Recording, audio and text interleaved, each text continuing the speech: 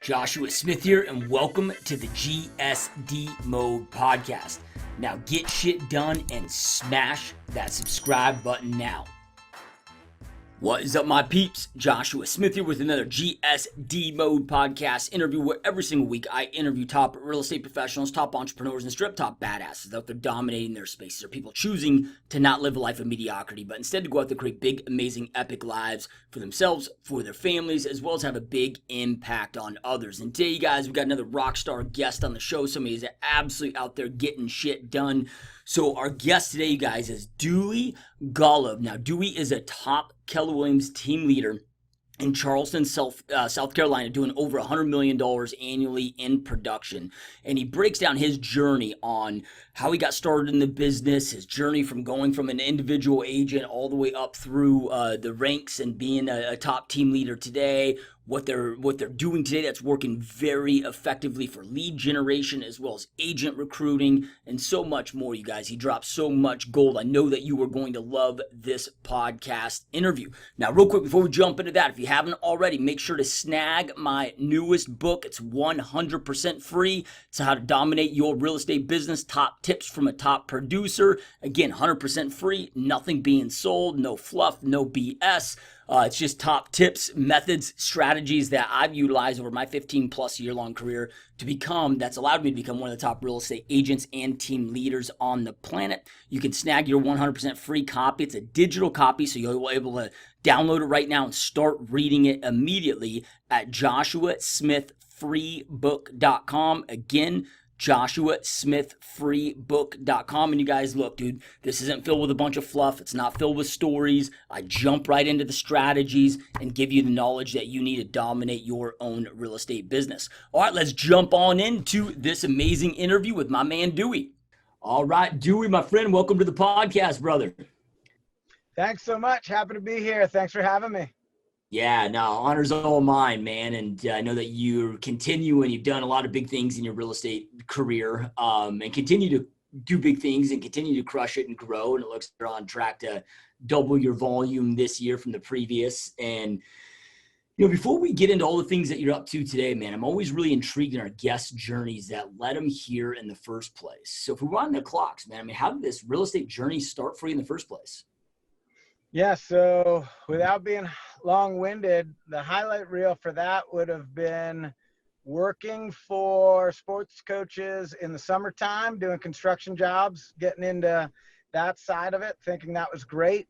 Hit the pause button, fast forward after college, I'm working on yachts, and I wind up doing a transatlantic with a real estate developer from Southern California, and spent, a couple weeks hearing his life story and falling in love with the idea of real estate. Pause button again, and I wind up back in Charleston, South Carolina, where I went to college, and think I'm getting into real estate because I want to be a developer. And I was a 27-year-old kid, and I took a sales job, and the market was hot, 2004, and you're leaving uncashed checks on your desk. And so being a developer and creating a path kind of got put to the wayside. And fast forward 15 years later, 16 years later, and now I've kind of done a little bit of everything real estate related, and I understand all the different types of real estate and what you can do with it, and now I do whatever interests me that day. Yeah, no, I love that, man. So if we go back into that first couple years that you're in the industry, the statistics, 90% of agents drop out in the first few years. And those first couple years can be such a tough time but such an important time. Like, what did you do out of the gate that allowed you to create success and not become one of these statistics? So like in that first year or two, like what were some of those things that you did to really set your foundation?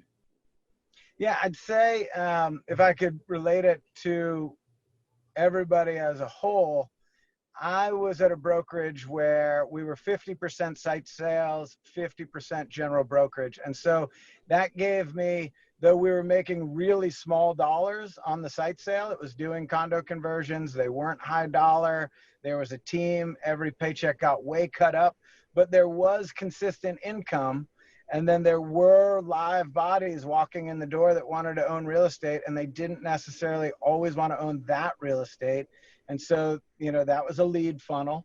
And so having some security and some mentorship, because it was part of an organization, and that opportunity in those lead funnels, I think that is something that everybody could find a way to tap into, and really helped me kickstart my career and education. Yeah, because it sounded like they had also the structure for you. It seems like a lot of agents that get into this, they're not used to not having the accountability, not having the structure, not having to, show up each and every day, and they really struggle with that. So it sounds like you kind of had that infrastructure and that accountability as well piece to it. Would you say that holds true? Yeah. I've always been self-motivated. I'm still self-motivated. Now that I lead others, I see, there's some people that just aren't and are never going to be. There's some people that absolutely are, and they don't need to be micromanaged. And then there's the middle that could use a little structure and a little coaxing along. They said, you got to be here Monday, Wednesday, Friday, and Sunday. And these are the hours, and this is what you do when you're here. So for me, I don't think that I would have needed that, but it certainly helps. You turn up, you're in an office, live bodies are going to walk in the door. And so it's very helpful to have somebody else time block your life at the beginning, whether you need it or not. So how long were you there for? Because that sounds like you worked for a developer, but you had the freedom to also do resale deals and so forth. And how long were you there before you branched off on your own? Yeah, so that was the entire upmarket. So that was like 04 to 08. And what we did, the guy that owned that brokerage was the tip of the spear for condo conversions in our market. So we were generally doing 3 condo conversions at a time. You'd generally be on one anywhere from like 4 months to a year. And we did it for 4 years, and you're just kind of cycling around, and there were maybe 20 people at the company. And the whole time the structure was the same. Hey, show up, do site sales, and go out and do brokerage. So it wasn't like we were working for a developer. We were more the marketing and sales arm. We'd go out, we'd find the apartment complex, we'd bring in the developer. So it wasn't one of those deals like, we'll take a national builder that says, well, you're here and you're not going to sell anything else to these people, right? It was still run by an individual who essentially was a broker in charge that said, if they're not going to buy this product, sell them something.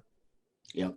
Love that, dude. So then you were there that, as you mentioned, the whole up market. When you left, was it due to the market crash and that model just wasn't there, or was it just you were just ready and it was time for you to branch off? Yeah, no, it was due to the market crash. The market wasn't there. I had to do something. Really, it was a blessing for me. I'd overstayed.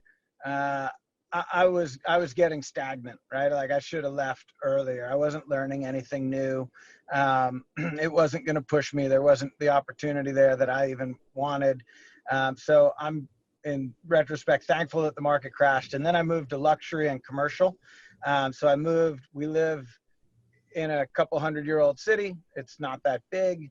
The commercial here on the peninsula is kind of like residential, oddly enough, just with a different set of economics, because you're generally selling or working within like a 200 or 100-year-old frame. And so I moved to Sotheby's, and so it was luxury residential and boutique commercial, and it was a whole new skill set, a whole different quality from the marketing level, and it was great. It was a good couple of years. A lot of learning there. And then again, just very fortunate with the exit. I think I had grown as much as I was going to grow in that environment. And then the next opportunity came. Yeah. Love it, man. Love it. So then if we fast forward today, what's your focus now today, now that you've, like you mentioned in kind of the beginning part of the podcast that you've had experience in kind of all things when it comes to real estate. I mean, what, do you guys have a main focus now, or are you still kind of having departments where you represent the luxury side, the development side, and so forth? Yeah, so our main vertical is a Keller Williams sales team. It's Found Properties Group, and it is residential resale. We focus on the meat and potatoes of the market. our market has an average sale price of $258,000. Our average sale price is $375,000.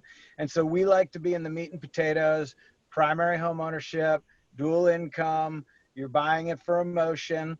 And I think that is the smartest money for the agents that I lead, and gets them the best ROI, or the best, return on the investment of their time, their life. And so that's really the main vertical, is taking what I did for 15 years. I still represent sellers. I don't generally represent buyers.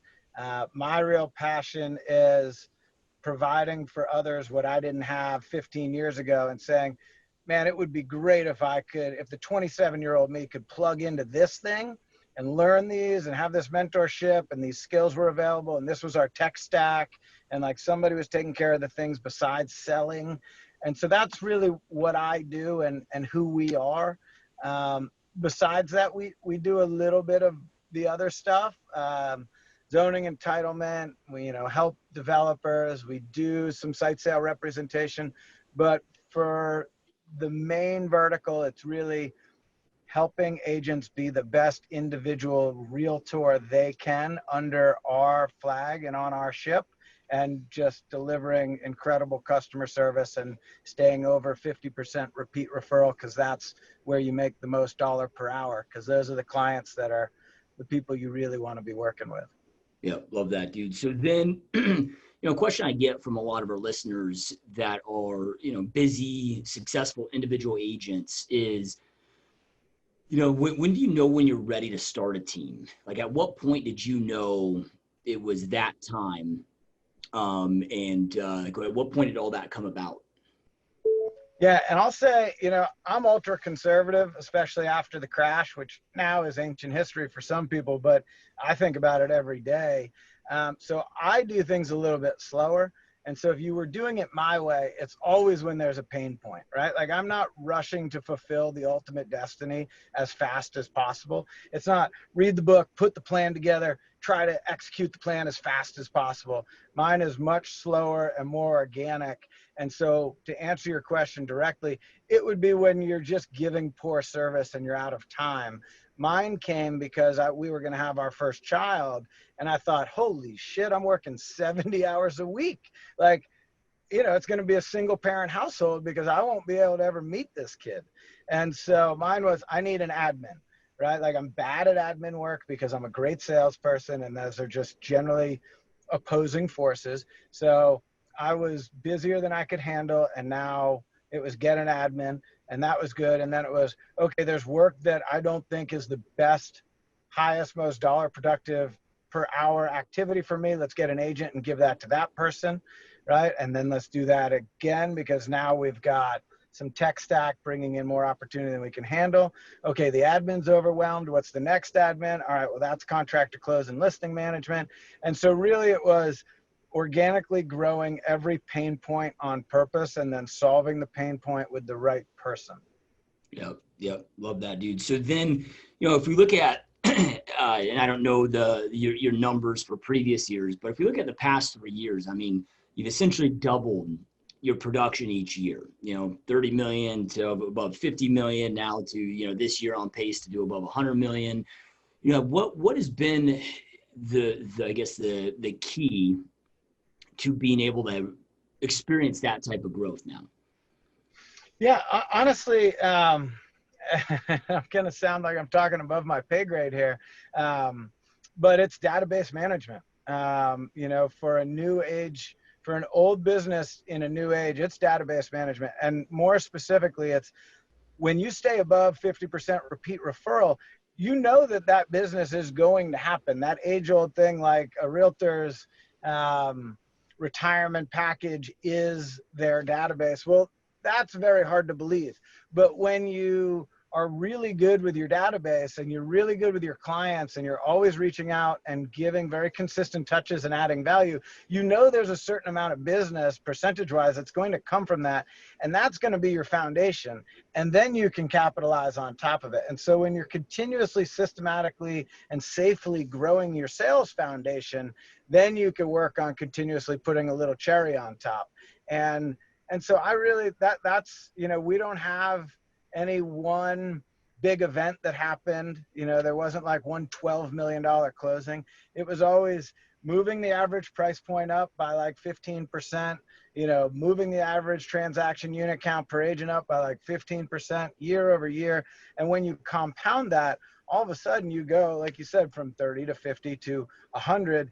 We didn't even have 100 as our goal. We had 80 as our goal. We sat down with all the agents and we did their individual goals, and it tallied up to 102 million. And we thought, well, if this is what they're legitimately going to do and want to do, why would we scale it back by 20%? So, and then it just happened. But it's really time on task over time, building the plan and working the plan. Yeah. And dude, I mean, 50% repeat referral business, especially as you become a large team, right? I see a lot of individual agents that have high repeat referral business as far as percentage, points, but a lot of teams don't, because, the agents that might leave their team kind of maintain those relationships. So, I mean, that's kind of unheard of, man. And it's, you guys are doing something right. And we know NAR stats, it's like 88% of buyers and sellers said they loved their agent, would use them again. Only 11% ever do a repeat, transaction. And so with that being said, man, like, what are some of the things when you speak to database management, what are some of the things that you guys are doing? Because it's got to be more than just providing great service. I'm sure that you're doing that, but, post-closing, and the continuing that relationship to maintain such a high percentage of repeat referral business. Yeah, so I'll answer it two ways. One, I'm going to give you the generic answer, and then the second way, I'll give you specific examples, which I think you'd like. So the first one is, we just do everything that you're supposed to do. And the reason other people don't do that is because there's just not that much time in the day, right? Like a realtor, a single acting realtor, does not have time generally to enact every single best practice that they hear on every podcast and in every training. It's just not that legitimate that a realtor is going to put on 4 quarterly events and have a 33 touch and have a monthly newsletter and have anniversary gifts that go on year after year after year, and do all of these things and be consistent with their social media posts. And so for us, I think you really need to reach a critical mass where you hit that tipping point, and that can be somebody's job, right? Because it's not, I think it's really unfair to the realtor to say, oh, you didn't do all these really simple things. It's like, well, yeah, because I was sleeping or I was with my family. Now, some of those things that, and that's what leads to those touches. And then you maintain, we've had the same database now for 9 years through 3 different CRMs. And like all those people are in there, and we've been consistent with them. And so you really get a large compounding effect off of that. And then specifically, some of our tips and tricks, we got a great one for the anniversary gift. We're at the coast. We have a salty lifestyle. And so on your first anniversary, you get a bottle of champagne, but it's got a little note on it, and it's got the latitude and longitude of your house and our logo and your name and then the street address. And then nobody knows what all these numbers are, right? So now you've got a great talking point when you set up your appointment to go by and drop it off. And it's very clearly a custom touch. And then you're asking, for the referral. So that would be one. That's an anniversary gift. We also do endless anniversary. So everybody, an anniversary is not 1 year. An anniversary is the same date every year, right? So why would you, when you've already put all of this time and effort into growing this great relationship, why would you maintain it for 1 year and then hope for the best afterwards, right? So our anniversary gifts just go on forever. We've got a spreadsheet of referral gifts. So you give us a referral, we send you a note, thanks for the referral. It closes, we send you a note, hey, it closed, and then you get a gift for that. But we're not going to give you the same gift every time we close a referral, because we want more than one referral from you. So we'd look silly, right? So same thing, and you can use the anniversary gifts for your referral gifts so that you don't have this monster inventory of gifts. The quarterly events, that doesn't take a lot of explanation. A lot of people could do that. There's one that we do at the holidays, and then I'll get off of this topic because this could be its own show. Follow me here. Everybody at the holidays loves to do something. Everybody wants to do something.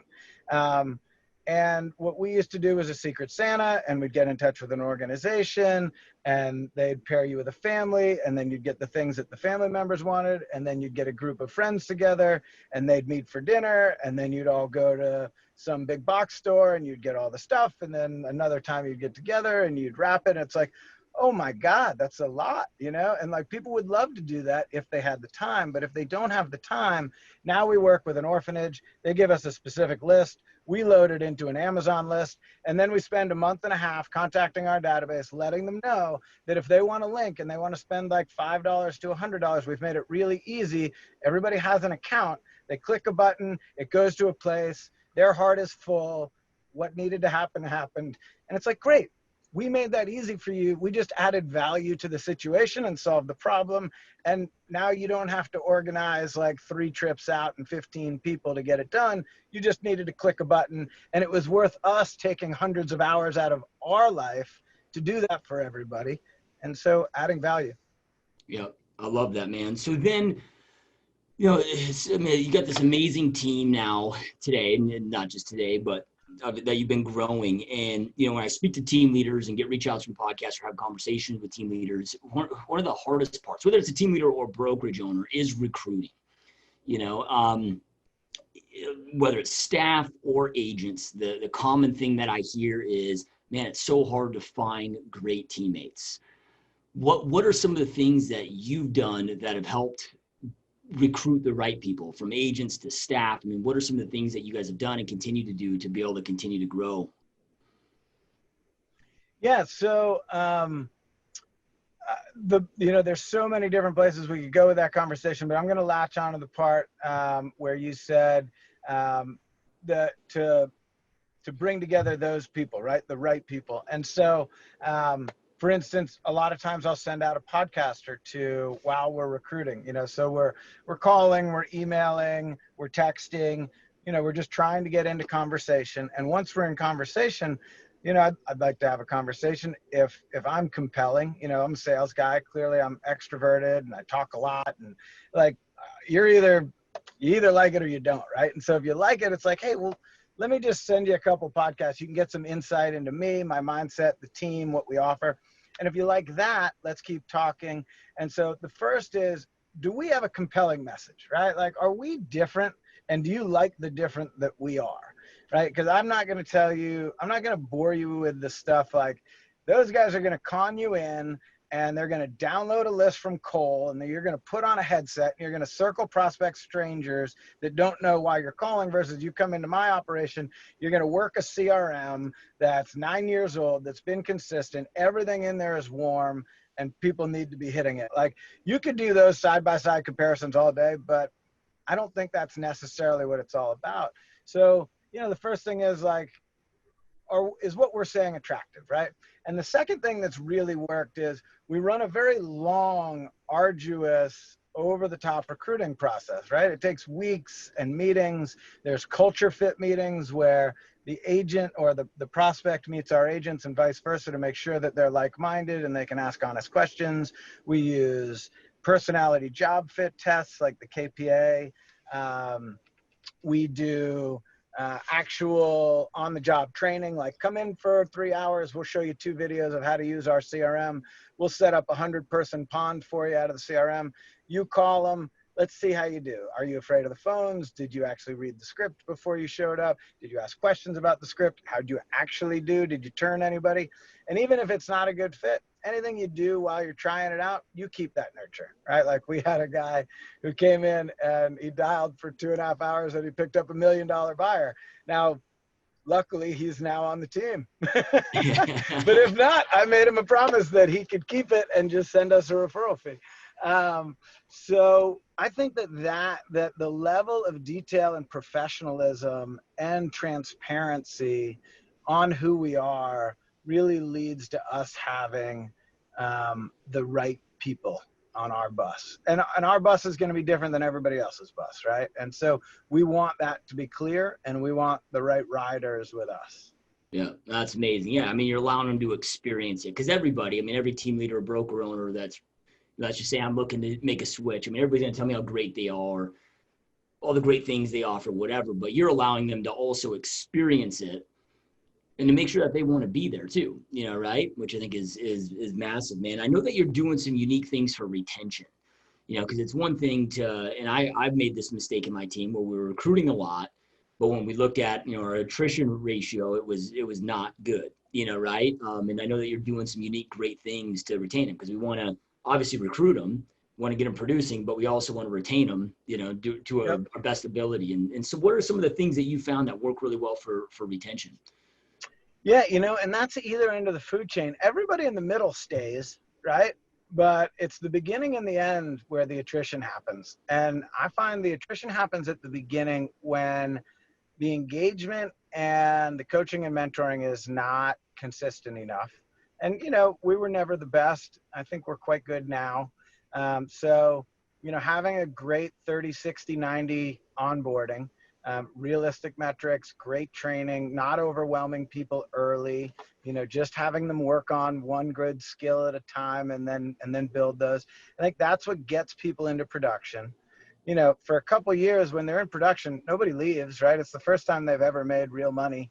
They're making, they can show a pipeline that's easily going to give them six figures. They're not going anywhere, right? But you get to the top end, and those are the people you really don't want to lose, right? So you don't want to let down the bottom end where you got their life on your path, and then you didn't pay attention, and that dwindled, and you screwed their life up for 6 months or 12 months.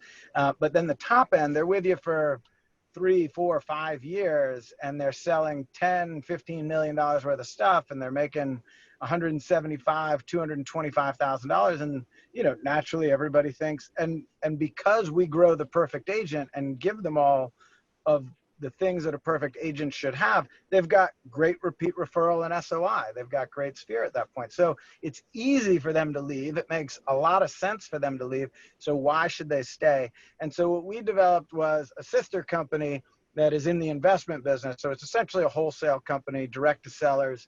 You've got a problem. You can't sell your house. There's equity. We'll solve your problem. We'll take it down. We'll buy it. We'll keep it. We'll flip it. We'll give it to a flipper. They'll flip it. We'll relist it, or we'll wholesale it. And so in that case, if you've sold $10 million in volume in the trailing 12 months and you want an investment house like a duplex or a single family investment, then we've got it all teed up. And it's a good ROI for us to say, instead of taking a $15,000 assignment fee on this, and making the $15,000, it probably costs us about $5,000 to create the opportunity. We're just going to give it to you, and you can have it. Here's the contractor. Here's the appraisal. Here's the plan. Here's the property manager. You sign on the debt. You show up to make sure that the contractor is actually doing it and that your money gets spent wisely. And now you've got an investment property, and you didn't need to take your eye off the ball. Your sales didn't suffer. You didn't get yourself into trouble because we were doing this for you, and nobody else is going to do this for you. So you won't leave the team, and now we can all be happy staying together instead of second guessing whether we should be apart. And so, I think those are very unique. I think everybody thinks they have the onboarding thing, and most people don't. And nobody that I've ever met, locally or nationally, really has. I think Jeff Cohn does, actually. But very few people have the retention thing where they're willing to give their top salespeople essentially like free investment houses. Yeah. If you really break it down, because in real estate, we don't have a pension. There's no 401k. There's no, really way to create wealth unless you're extremely intentional and smart with your money. But you're creating almost like a built-in pension retirement wealth creation plan for your agents. Yeah, it's awesome. And it's fledgling. Like, don't call me up and be like, show me the long list of you doing this. We started about a year ago. It takes a long time to start a new company. But it's great. It's working, and I'm excited to do it for the next 15 years. Yeah, that's badass, man. One of the things that kind of popped out when I was reading your bio and talking points is on how you went from being entrepreneur or entrepreneurial to purpose, right? And man, I speak with agents, almost daily that struggle with getting clarity on that purpose, and it can be so powerful. And so can you just elaborate on that, like what you mean by that, and then go deep into like what that shifting moment was for you? Yeah. That shifting moment was a lunch with a guy named Adam Roach, who is a Keller Williams team leader recruiter. I, like most people, put him off, or like most megas, I put him off for like a year. And then finally I was like, I'm going to go pump this guy for info. Right. And of course he thought it was hilarious because he had me hooked so early, so fast. And that guy moved me from E to P. You know, he was the one. I knew that this stuff was out there. It's just, you encounter it and it takes whenever it takes. You know, I was always a voracious reader. I always liked content, but that was just when it was right in my life. And so little things like, you know, and not in this order because some of these didn't exist at the time, but Gary Keller's One Thing. That's a book that's priceless, right? Or The Morning Miracle by Hal Elrod, and setting your day up that way, and understanding, you know, why am I doing what I do, right? Like, we can all get through a day successfully by default, but why not examine the choices that you make in what you're eating, or how you're exercising, or when you're exercising, or when you get up, or when you go to bed, or just some of these really simple things. What am I reading? How often am I reading it? What am I getting from it? And so using these books and some of these people as mentors and coaches, really books, because you don't have access to Hal Elrod. You don't have access to Gary Keller. You don't have access to Tony Robbins. But when you give yourself access to them, it is amazing that the same person can achieve and be and think so much more and so differently than the person that you were yesterday that was totally content and happy and had a great life. You just now have a bit more of a purposeful life. Yeah. So then, I mean, you talked a lot about, you know, some different books and you know, these mentors, if you will, that have had an impact on your journey. But if somebody was one of your agents, or somebody that's listening to this podcast that is really having a difficult time getting clarity on what that purpose is, you know, what have been some, whether tactical steps or whatever, that have really helped you identify it and stay focused on it? Yeah. So, you know, I think that would boil down to your why, is what a lot of people talk about. And your why will change throughout life. And if you really can't figure out what that is, you can just read the book, like Finding Your Why by Simon Sinek. And it's just a roadmap to, you know, what is really going to get me through the hard times, or what is really just going to light my fire and propel me and make everything so much more fun. You know, mine was pretty typical. Mine was the first child, right? And being, and you know, that to me, I'd lived an incredible life, you know, up to that point, and it had all been about what is the most fulfilling thing I can do today.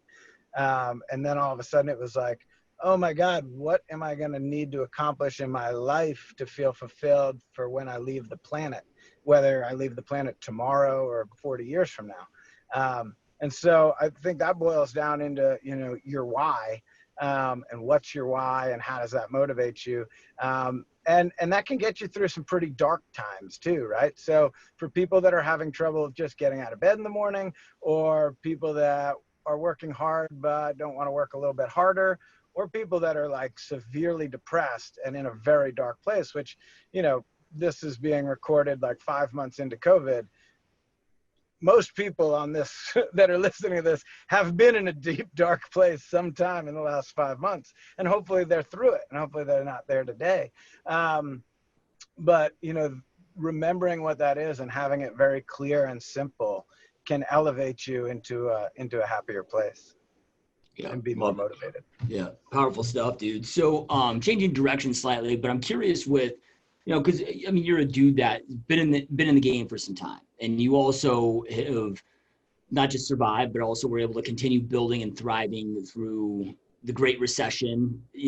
So you've been able to see and experience and adapt and shift through a lot of changes. And you know, there's a lot of concern. I know the real estate market's extremely hot as at the time was created this podcast, but there's also a lot of concern that, you know, that there's going to be a crash at some point, and who knows when, you know, right? I mean, we all know it's never an if the market's going to crash, more of a when, and who knows if, is that 12 months, 4 years, whenever, you know, right?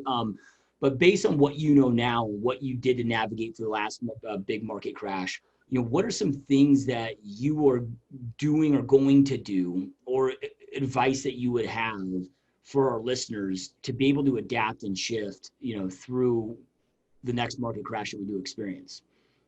Yeah. So in not going too broad, I'll say that what I'll say is for a salesperson, right? So let's say that we're answering that question for a salesperson that is talking about their cash flow.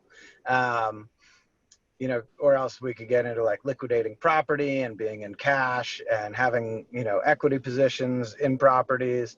But let's talk about a salesperson who needs a paycheck that's talking about cash flow. The way that we've set it up is with that sister company that I talked about that does wholesaling, which is essentially a single family investment company. They should be in balance, right? Like, when residential is really strong, that company's not doing that great except for trying to get some flips out to contractors, right? But if the market totally tanks, completely falls apart, and everybody that's in deferral and past payments and pre-foreclosure loses their house and the banks are taking them and they're liquidating them and Wall Street's picking them up, there still needs to be an intermediary step there, right? And we're still the best solution for that. And I hope that that absolutely doesn't happen.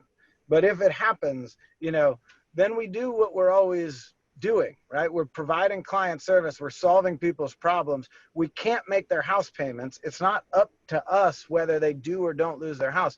But if that's going to happen, we can be there for that person, right? And then there is still a transaction. It's just not the transaction that you were doing last year. But to me, those are the two things that a realtor can be doing, right? They're both transacting houses, and that's how they're going to work. And maybe they'll just stay in balance, right? Maybe, the heat will come down a little bit and the inventory will go up a little bit. And, the sales style and cycle and market will be a little bit more diverse than it currently is, which is person with the biggest checkbook wins the deal. Not a whole lot of skill in that one, unfortunately, for us professionals. But yeah, that's what I'd say, I think, to answer that question. Yeah. I mean, it boils down to, so many people will get fixated on, is it a good market or a bad market? But at the end of the day, it's always a good market. It's just identifying whom is it good for. Real estate's always trading hands. We just might have to pivot our marketing, prospecting, and our strategy to whomever is buying or selling real estate. But like you mentioned, man, it could be distressed home sales, could be getting involved with short sales or whatever, but the home sales are always historically taking place. Absolutely. I mean, we're in a transactional business and we're there to serve the client. And so you figure out who the client is and you do the transaction. Yeah, love it, man. So, you mentioned that just over 50% of your guys' business or so comes from repeat referral business. But to grow your business in the way that you have, right, you're still doing a tremendous amount of new business that's coming in. And curious, what are some of the things that are working really well for you guys right now for that new business, for those new clients in order to gain those? Yeah, so top lead funnels for us,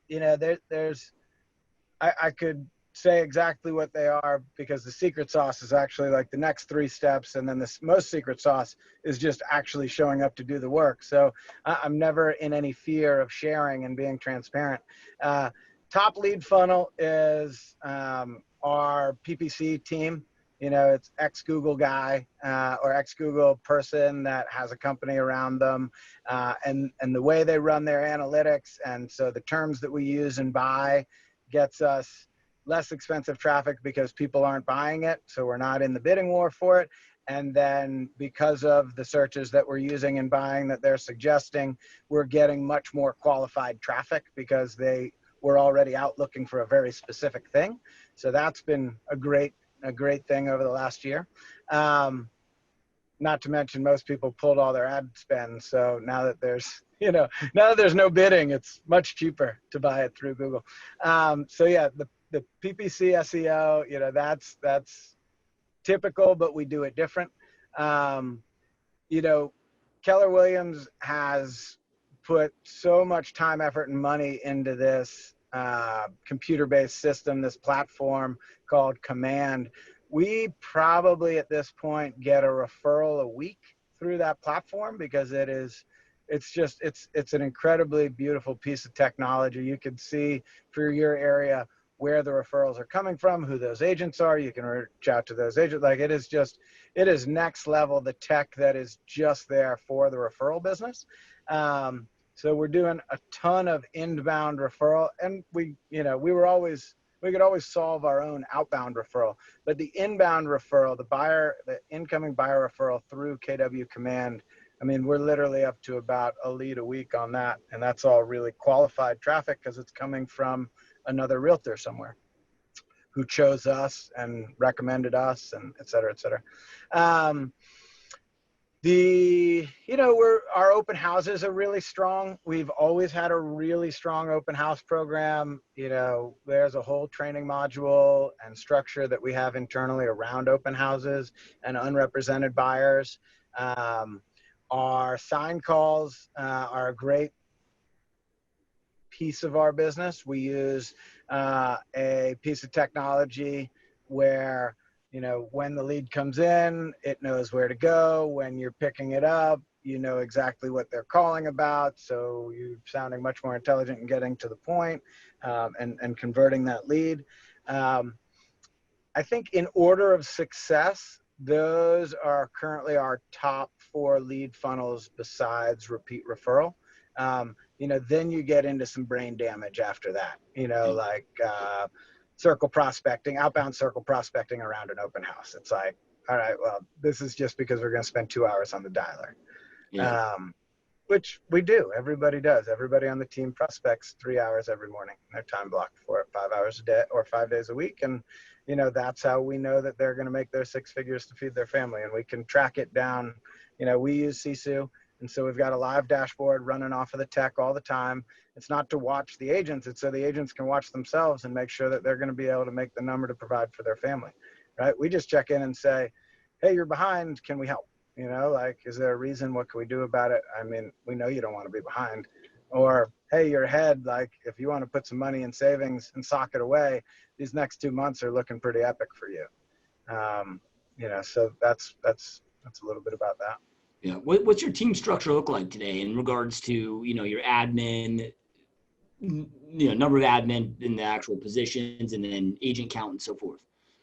Yeah. So tracking off of that 102, having half as many hours in the day because half of the people on the team have a child at home now that they're starting to virtually educate. It's always easier for me to go back and go for the numbers as of like March. That was 102 million in volume. And we were doing it off of myself, my right hand, Angie, who really, is running all the operations of the team, a listing manager who does the marketing, contract to close person, overseas VA that does admin work to back everybody up, and 7 salespeople with a part-time director of sales who was our coach for 2 years and then came on as a profit sharing partner. Yeah, that's awesome. And an ISA. Yeah. Yeah, right on, dude. So, knowing everything that you know now today, if DEWEY could go back and have a conversation with your earlier self in 2004 when you first jumped into this industry, and again, knowing everything you know now today, but you could give yourself 2 pieces of advice that you feel would have just really helped forward this success journey and trajectory that you're on, what would those 2 pieces of advice look like? Study sales as a lifelong, serious profession, right? I feel that salespeople show up and fake it till they make it, and they learn whatever they learn, whenever they learn it, however they learn it. And there's so much material, and there's so many pros out there. There's so many people that have dedicated their lives to being great sales professionals, and most of us will never be that good. And if you're only a fraction as good as the people that share their knowledge through those books and those courses and that mentorship, take it seriously. You should take your own life seriously. You should take it seriously for your family. You should take it seriously for your clients. So take it seriously. Don't just show up and think that, oh, it's just sales, right? That's weak. So it would be take sales seriously, because I didn't. I just showed up. And then, through a lifetime of hard lessons, got pretty good at it before I started studying. The second one would be purposeful about the environment that you choose to be in, and do that by looking up the ladder at those people that are running it, that are in front of you, because whether you're making that choice or not, those are your mentors. Those are your coaches. Those are your leaders. And that's really important. Whether you mean for it to or not, that is going to pave who you become and what your future is. So choose your environment wisely, and choose it based not just on opportunity and promises, but on mentorship, education, and leadership. Yep. Love it, man. Powerful words. And Dewey, for those that are watching and listening, man, if they, maybe they have a referral for your marketplace, maybe it's somebody that's in your market, an agent that's listening to this, that's interested in learning more about your team and joining forces with you, or maybe they're just, you do a lot of these podcasts, put a lot of great content out there. Maybe they want to continue following you on and watching your success journey, man. Where's the best place to get in touch with you, to continue following you and so forth? Yeah. So for me, it's really one-on-one. I'm not a personality. I don't tweet. I don't have my own podcast. So if you like anything that I said, or if it sparked anything, people pour into me and share, and I'm happy to always do the same. So it's Charleston, South Carolina. I'm Dewey Golub. The company is Found Properties Group. We're at Keller Williams. The email address is very simple, DEWEY @foundpropertiesgroup.com. And, I only check that like 17,000 times a day, but hopefully I do it during the 3 time blocks that I set for it. Yeah, love it, man. Awesome stuff, dude. I know you're a busy man, and we truly appreciate you taking time out of your busy to be here, brother. This has been awesome. Yeah, this has really been a pleasure. I've been wanting to connect with you for a long time, and this has been a good hour. I really enjoyed it. Great questions. 100%, my friend. And those watching and listening, as always, we truly appreciate you being here and all of your support. Keep crushing it, and we will see you next time. Peace. Hope you enjoyed this GSD Mode podcast episode. Now make sure you get shit done and smash that subscribe button now.